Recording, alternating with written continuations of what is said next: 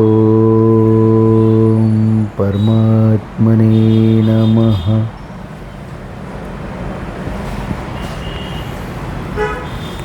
नमस्कार, मी आहे तुमचा मित्र जीत आणि गीतेच्या या 20व्या भागामध्ये मी तुमचं खूप खूप मनापासून स्वागत करतो आहे. अध्याय पहिला, श्लोक 8. भवान भीष्मश्च कर्णश्च कृपश्च समितिंजयः अश्वत्थामा विकर्णश्च सौमदत्तिस्तथैव च. आपण द्रोणाचार्य आणि पितामह भीष्म तसेच कर्ण आणि संग्रामविजयी असे कृपाचार्य तसेच व त्याप्रमाणेच अश्वत्थामा विकर्ण आणि सोमदत्ताचा पुत्र भूरिश्रवा सौमदत्तीही असं म्हणून त्यांचं वर्णन केलेलं आहे. आपण भाषांतर ऐकू. आपण स्वतः भीष्म, कर्ण, कृप, अश्वत्थामा, विकर्ण तसेच सोमदत्ताचा पुत्र असे युद्धात नेहमी विजयी होणारे वीर आहेत. व्याख्या पाहूया. भवान भीष्मश्च, आपण स्वतः आणि पितामह भीष्म अत्यंत विशेषता पूर्ण पुरुष आहात. आपल्या दोघांची बरोबरी करणारा संसारामध्ये तिसरा कोणीही पुरुष नाही. आपल्या दोघांपैकी कुणीही एकजण पूर्ण शक्तीनिशी युद्ध करील तर आपणासमोर देवता, यक्ष, राक्षस, मनुष्य इत्यादींपैकी कुणीही टिकाव लागू शकणार नाही, टिकाव धरू शकणार नाही. आपल्या उभयतांचा पराक्रम संपूर्ण जगात प्रसिद्धच आहे. पितामह भीष्म तर बालब्रह्मचारी आणि इच्छामरणी आहेत. अर्थात त्यांच्या इच्छेशिवाय त्यांना कुणीही मारू शकत नाही. महाभारताच्या युद्धामध्ये द्रोणाचार्य दृष्टद्युम्नाकडून मारले गेले आणि पितामह भीष्माचार्यांनी उत्तरायण सुरू झाल्यानंतर आपल्या इच्छेनुसार प्राणत्याग केला.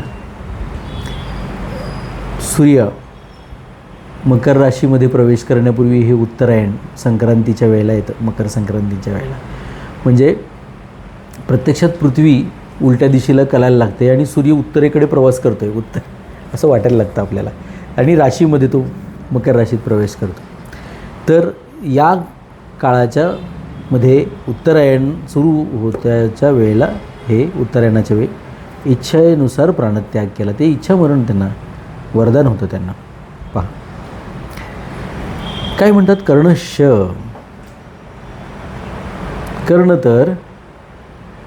कर्ण तर या ठिकाणी अत्यंत शूरवीर आहे, पण मला तर असा विश्वास आहे की तो एकटाच संपूर्ण पांडव सेनेवर विजय मिळवेल.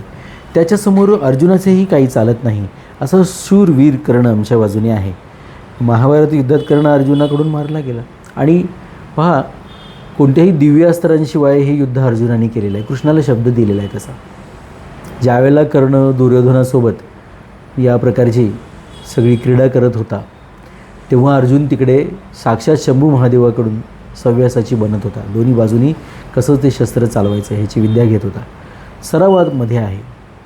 अनेक गोष्टी आहेत ज्या कर्णापेक्षा अर्जुनाकडे उजव्या आहेत. कर्णावर अन्याय झाल्याची भावना ही एकच गोष्ट अशी आहे की जी कर्णावरती आपल्याला जास्त लक्ष द्यायला लावते आणि कर्णाच्याबद्दल सहानुभूती आपल्या मनामध्ये निर्माण होते.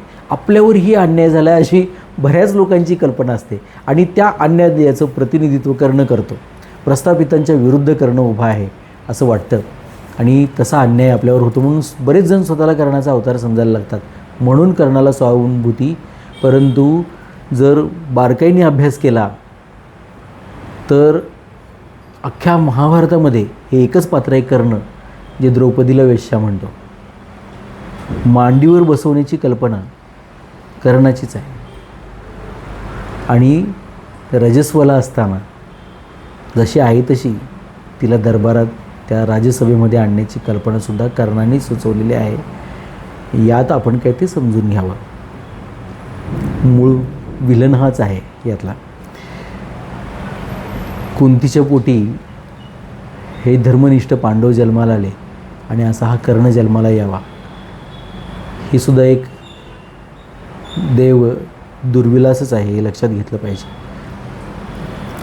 पहा या ठिकाणी कृपश्च समितिंजय हा म्हणून सांगतात. कृपाचार्यांची तर गोष्ट काय सांगावी, ते तर चिरंजीव आहेत.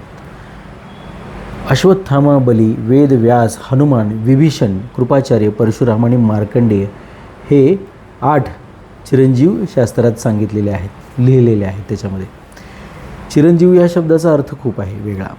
अश्वत्थामा, बली, वेद, व्यास, हनुमान, विभीषण, कृपाचार्य, परशुराम आणि मार्कंडेय यांचं इथे वर्णन केलेलं आहे चिरंजीव म्हणून, लक्षात घ्या. तर त्यांच्याबद्दलची जी कथा आहे, प्रत्येक ह्यातल्या 8च्या 8 व्यक्तींच्याबद्दलची, आणि त्यांनी जे निर्माण केलेलं आहे ते चिरंजीव आहे, हे लक्षात घेतलं पाहिजे. अशी व्यक्ती कुणी अशा पद्धतीने न मरता तोच देह ठेवून धारण करून राहू शकत नाही. साक्षात भगवान श्रीकृष्ण, भगवान राम यांना ते देह सोडून जावं लागले हे आपल्याला माहिती आहे. ते तात्पुरतं आहे. देह हे नाशवानच आहेत. शरीर म्हटलेलं आहे त्याला. शरीर इति इति शरीर हा, जे क्रमाक्रमाने नष्ट होत जातं त्याला शरीर म्हटलं आहे. कृपश्य समितिंजय हा, तर ते चिरंजीव आहेत. ते आमचे परमहितचिंतक असून संपूर्ण पांडव सैन्यावर विजय प्राप्त करू शकतात. जरी या ठिकाणी द्रोणाचार्य आणि भीष्माचार्य यांचे नंतरच दुर्योधनाने कृपाचार्यांचे नाव घ्यावयाला पाहिजे होते, परंतु दुर्योधनाचा कर्णावर जेवढा विश्वास होता तेवढा कृपाचार्यांवर नव्हता. म्हणून कर्णाचे नाव तर त्याच्या अंतःकरणामध्येच बाहेर पडले. बघा, अशा अनेक मित्र असतात उठून बसणारे. त्या गंधर्वाच्या एका कथेमध्ये, चित्रांगद की कोण तो गंधर्व होता त्याच्या कथेमध्ये आलेला आहे हा विषय, की कर्ण पळून गेला होता दुर्योधनाला त्या ताब्यात देऊन. शेवटी युधिष्ठिरांनी वयम पंचाधिकशतम असं वचन आपल्या भावंडांना बोलवून त्यांना दुर्योधनाला, दुःशासनाला वगैरे त्या गंधर्वांच्या तावडीतून सोडवायला लावलं होतं. तेव्हा हे कर्ण महाशय पळून गेले होते. परंतु ते उठून बसवण्यात मात्र, एक मी आहे, तू जा, तू पुढे युद्ध कर, तू 10 दिवस हा आलाच नाही, हे भीष्माचार्य सेनापती आहे तोपर्यंत मी लढणार नाही म्हटलं तो. ही गंमत आहे. काय प्रश्न होता, काय प्रॉब्लेम होता, काहीतरी गोष्टी होत्या त्या सॉर्ट आऊट होऊ शकल्या असत्या. पहिल्या 10 दिवसांमध्ये कर्ण दुर्योधनाच्या बाजूने लढायलाच नाही आला. तू काय भीष्माचार्यांच्या मृत्यूची वाट बघत होतास, आणि भीष्माचार्य मेलेच नसते किंवा ते सेनापती पदावरून ते दूर झालेच नसते, तर तू कधीच लढणार नव्हतास. ही वस्तुस्थिती आहे. पण युद्धाला तू उठून बसवलंस दुर्योधनाला, ही आणखीन पुढची गोष्ट आहे.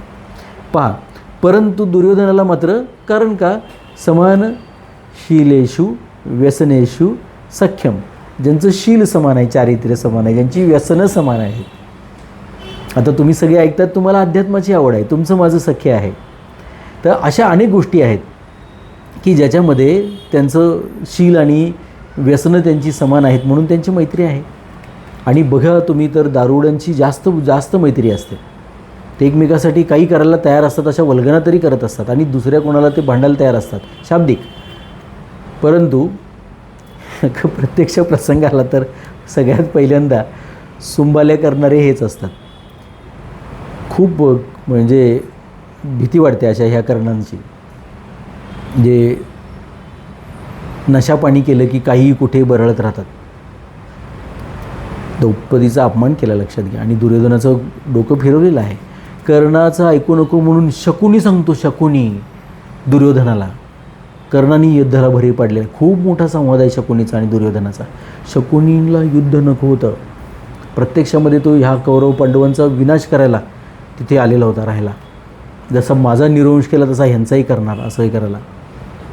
परंतु त्यांनी युद्धाला नकार दिलेला आहे. नको म्हणून सांगितलं, खूप शेवटचा पर्याय आहे असं करून. परंतु कर्णाने मात्र हे युद्ध पत्करायला लावलं, आणि स्वतः मात्र पहिली 10 दिवस आलाच नाही त्या युद्धामध्ये. तरीही या कर्णावरती जेवढा विश्वास आहे तेवढा कृपाचार्यांवरती नव्हता. म्हणून कर्णाचे नाव तर त्याच्या अंतःकरणातून मध्येच बाहेर पडले. भीष्माचार्य आणि द्रोणाचार्य यांनी हा कृपाचार्याचा अपमान आहे असे समजू नये, म्हणून दुर्योधन कृपाचार्यांना संग्राम विजयी हे विशेषण लावून त्यांना खुश करू पाहतो. अश्वत्थामा हेही चिरंजीव असून आपले पुत्र आहेत. ते फारच शूरवीर आहेत. यांनी आपल्यापासूनच शस्त्र अस्त्र विद्या शिकली असून ते शस्त्रास्त्र कलेमध्ये अत्यंत निपुण आहेत. विकर्णश्च सौमदत्तीस तथैवच. आपण असे समजू नका की केवळ पांडवच धर्मात्मे आहेत. आमच्याही पक्षाकडील माझा बंधू विकर्ण महान धर्मात्मा आणि शूरवीर आहे. तसेच आमचे पणजोबा शांतनूचे भाऊ बंधू बाल्लिक यांचे नातू, तसेच सोमदत्ताचे पुत्र भूरिश्रवा. शंतनूचं भाऊ जिवंत आहे बघा. बाल्लिक त्यांचं वय भीष्मापेक्षाही जास्त आहे. भीष्माचे चुलते काका जिवंत आहेत, या युद्धामध्ये ते आहेत तिथे. त्यांचे पुत्र भूरिश्रवा पण फार धर्मात्मा आहेत. यांनी विपुल दक्षिणेचे मोठमोठे यज्ञ केले आहेत. हे मोठे पराक्रमी आणि महारथी आहेत. युद्धात विकर्ण भीमाद्वारा आणि भूरिश्रवा सात्यकीद्वारा मारले गेले. या ठिकाणी शूरवीरांची नावे घेण्यामागे दुर्योधनाचा असा आशय दिसतो की हे आचार्य आमच्या सैन्यामध्ये आपण स्वतः भीष्माचार्य, कर्ण, कृपाचार्य इत्यादी जसे महान पराक्रमी शूरवीर आहेत, तसे योद्धा पांडवांच्या सैन्यात दिसत नाहीत. आमच्या सैन्यामध्ये कृपाचार्य आणि अश्वत्थामा हे दोघेजण चिरंजीव आहेत, परंतु पांडवांच्या सैन्यामध्ये एकही असा चिरंजीव दिसत नाही. आमच्या सैन्यामध्ये ही धर्मात्म्यांचीही काही कमतरता नाही, म्हणून आपणाला भिण्याचे किंवा घाबरण्याचे मुळीच कारण नाही. जो घाबरतो स्वतः, तो दुसऱ्याची भीती दूर करायला जातो.